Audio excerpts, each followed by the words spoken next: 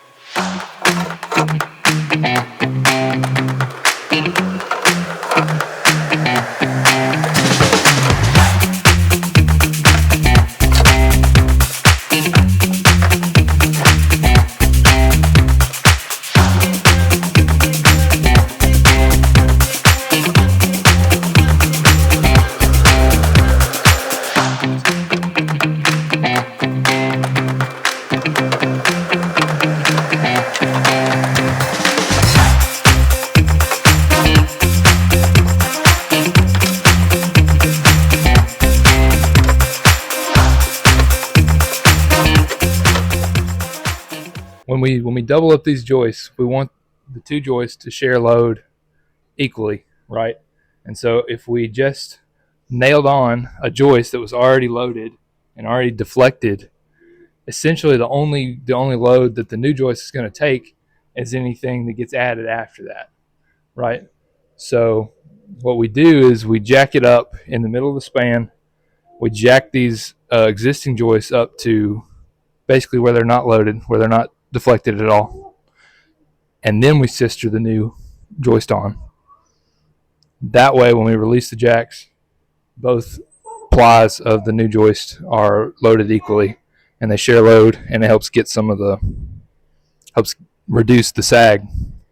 It'll be especially important over here where we have these two load-bearing walls that are sitting out on the joist span. These joists have a good bit of deflection in them. You can kind of tell because the hallway area where no load-bearing wall was, those couple joists are visibly higher than these in this area. So we'll put our temporary beam right under these load-bearing walls. We'll jack it up to where it's as level as we can get it, and then sister on the new joist.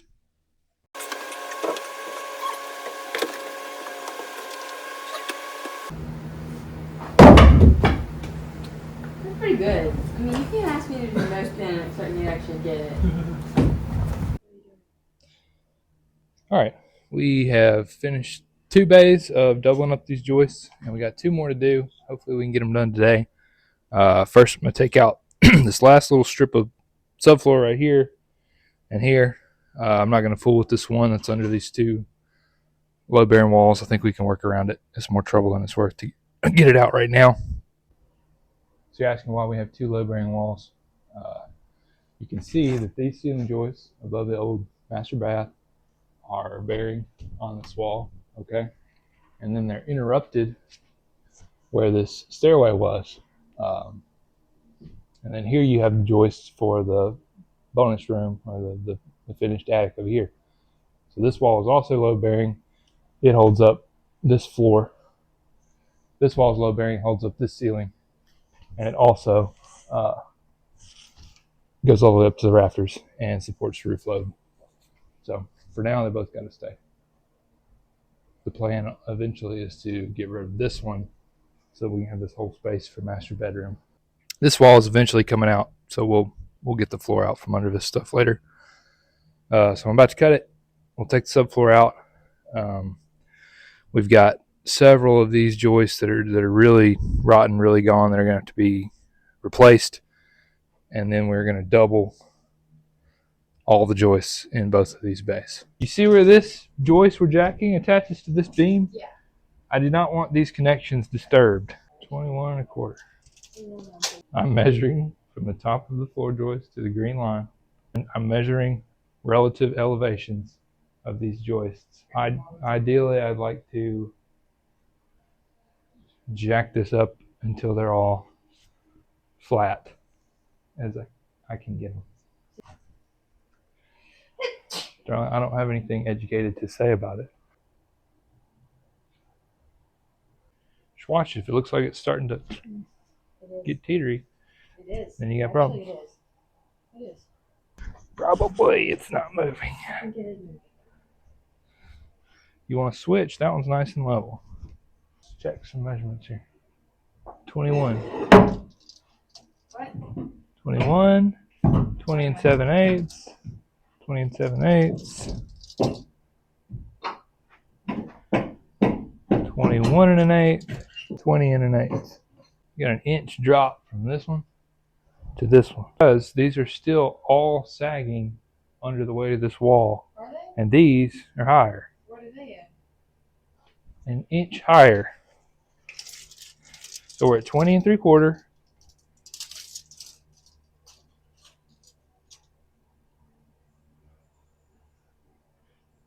$20 and a half. This edge one, 20 and 1/4. We'd like to get to 20 and a half. We're at 21. No, we're at 20. What are we at? 20 and 3/4. I'd like to go another 1/4 to a half inch or so. But watch those and watch your jack.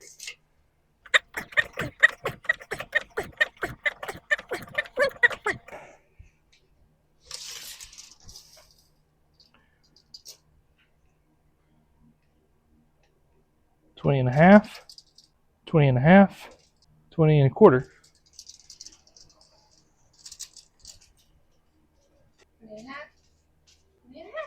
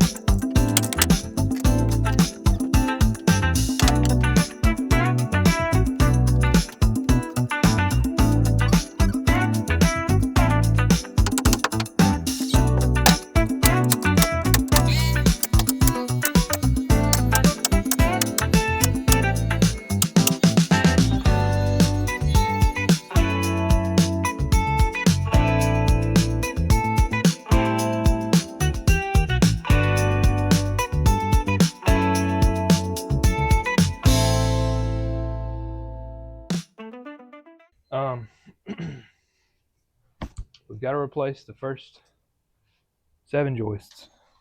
We've got to replace both plies of this double 2x6 sill beam, basically for the whole north wall.